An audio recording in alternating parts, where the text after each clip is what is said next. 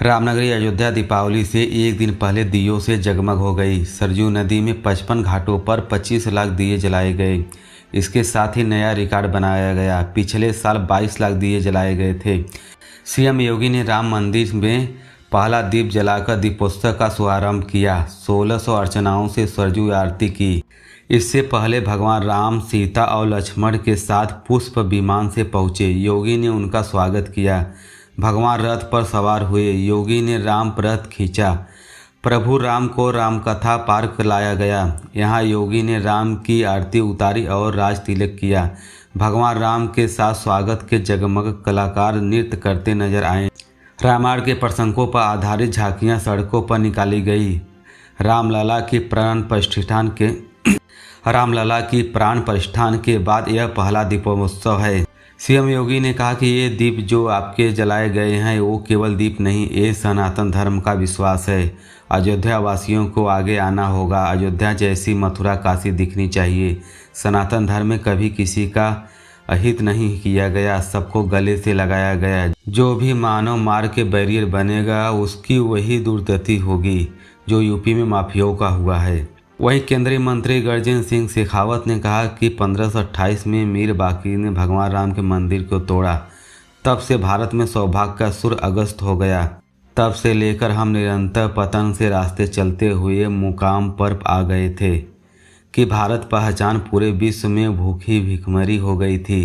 राम मंदिर के निर्माण में भारत का सुर फिर से उदय हो गया। जौनपुर में 16 साल के ताइक्वांडो खिलाड़ी की हत्या कर दी गई। उसका सिर तलवार से काटकर अलग कर दिया गया। बुधवार सुबह अनुराग यादव घर से बाहर ब्रश कर रहा था, तभी पड़ोसी युवक तलवार लेकर आ गया। अनुराग बचने के लिए भागा तो आरोपी पीछे दौड़ा। तलवार से एक ही वार से सिर धड़ से अलग हो गया। बेटे की चीख सुनकर मां दौड़ी हुई बाहर आई तो बेटा का सिर धड़ से अलग देखकर बेहोश हो गई। कुछ पल बाद होश आया तो सिर लेकर सीने से लगाकर रोने लगी। धड़ सड़क पर पड़ा रहा। पुलिस ने पड़ोसी बेटे को गिरफ्तार कर लिया। मामले लेखपाल जगदीश को निलंबित कर दिया गया है। स्थानीय गो मुनीलाल यादव के खिलाफ जांच बैठाई गई है। वारदात जिला मुख्यालय को 10 किलोमीटर दूर गौरा बासापुर थाना श्रीदीनपुर गाँव की है। घटना के बाद गुस्साए लोग सड़क पर उतर गए और प्रदर्शन किया। फिलहाल कई थानों की फोर्स मौके पर तैनात हो गई। बताया जा रहा है कि जमीनी विवाद का हत्याकांड हुआ है। अनुराग के ताइक्वांडो के हाल ही में नोएडा में हुई ओपन नेशनल के सिल्वर मेडल जीता था। इसके अलावा इंडो नेपाल इंडोनेशिया ताइक्वांडो की प्रतियोगिता में कांस्य पदक जीता था। हत्या के बाद परिजनों सब लेकर प्रदर्शन करने लगे। 3 घंटे तक डीएम एसडीएम और उन्हें समझाते रहे, लेकिन परिजन सुनने को तैयार नहीं थे। जफराबाद के विधायक जगदीश नारायण राय के आश्वासन पर परिजन सब देने को तैयार हो गए। विधायक जगदीश नारायण राय ने बताया कि बहुत दुखद घटना है। उन सबके परिवार के साथ न्याय होगा। उन लोगों को मेरी बातों को गंभीरता से लिया और सबको देने के लिए तैयार हो गए। मैं उनका आभारी हूँ। भारत चीन बॉर्डर पर देवसांग और डेसचोक में दोनों सैनिकों के पीछे हटने की प्रक्रिया बुधवार को पूरी हो गई। आज दीपावली पर चीन और भारत के सैनिक एक दूसरे को मिठाई खिलाएंगे।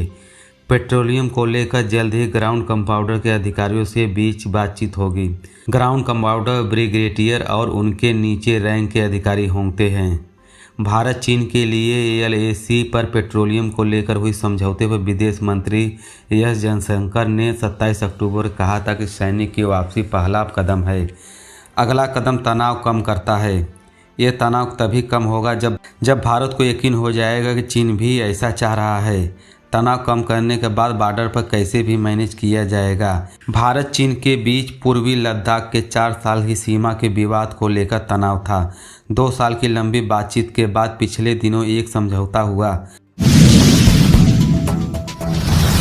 बॉलीवुड एक्टर सलमान खान को एक बार फिर जान से मारने की धमकी मिली है। मीडिया रिपोर्ट्स की माने तो इस बार धमकी देने वालों ने 2 लाख करोड़ की फिरौती मांगी है। मुंबई ट्रैफिक पुलिस को मिली इस धमकी को कहा गया कि पैसे न देने पर अभिनेता की जान ले ली जाएगी। मैसेज मिलने के बाद वर्दी मौजूद अधिकारियों ने मैसेज भेजने वाले अज्ञात व्यक्ति के खिलाफ मामला दर्ज कर जांच शुरू कर दी है।